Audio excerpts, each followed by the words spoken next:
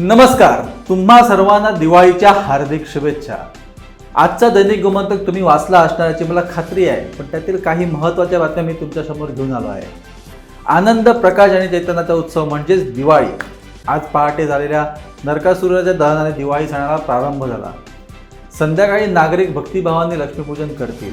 मंगळवारी बलिप्रतिपदा अर्थात पाडवा साजरा होईल, तर बुधवारी भावा बहिणीच्या अतूट नात्याचा भाऊबीजेच्या दिवशी बहीण आपल्या भावाला ओवाळून सुखासमाधानाचे औक्षण करेल। एकूणच पुढचे 4 दिवस हा दिव्यांचा उत्सव जल्लोषात साजरा केला जाणार आहे। सराफी दुकानातून सोने खरेदी मोठ्या प्रमाणात सुरू असून आर्थिक उलाढालही वाढली आहे। दिवाळीच्या शुभ मुहूर्तावर सोन्या चांदीच्या दरात काही अंशी वाढ झाली असली तरी लोकांचा उत्साह कमी झालेला नाही आहे। भेटवस्तू म्हणून देण्यासाठी मिठाई, सुकामेवा यांच्या खरेदीतही वाढ झालेली दिसून येते। केंद्रीय जलशक्ती मंत्रालयाच्या स्थापन केलेल्या जलशक्ती प्रवाह प्राधिकरणाचे पूर्णवेळ कार्यालय गोव्यात सुरू होत आहे। यासाठी परवरे येथील जलस्रोत खात्याच्या इमारतीचा 3रा मजला खाली करण्यात आला असून या ठिकाणी हे कार्यालय सुरू करण्यात येणार आहे। म्हादई जलतंटा विभागाने 2018 मध्ये महाराष्ट्र, गोवा आणि कर्नाटक या राज्यांना म्हादईचे पाणी वाटून दिले होते।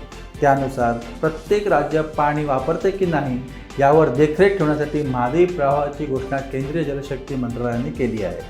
नवी दिल्लीत प्रगती मैदानावर 14 ते 27 नोव्हेंबर दरम्यान आयोजित केलेल्या 42व्या भारतीय आंतरराष्ट्रीय व्यापार मेळाव्यात गोवा राज्य सहभागी होणार आहे। मेळ्याची यंदाची संकल्पना वसुदैव कुटुंबकम व्यापार एकत्रित अशी आहे।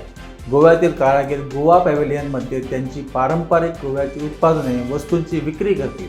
27 नोव्हेंबरपर्यंत चालणाऱ्या 14 दिवसांच्या व्यापार मेळ्यात गोवा स्टॉलवर फक्त पारंपरिक उत्पादनांना प्रोत्साहन देण्यावर भर राहील।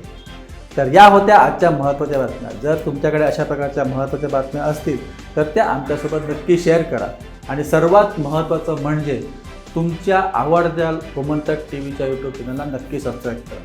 तुम्ही पॉझिटिव्ह राहा, इतरांनाही पॉझिटिव्ह ठेवा। धन्यवाद।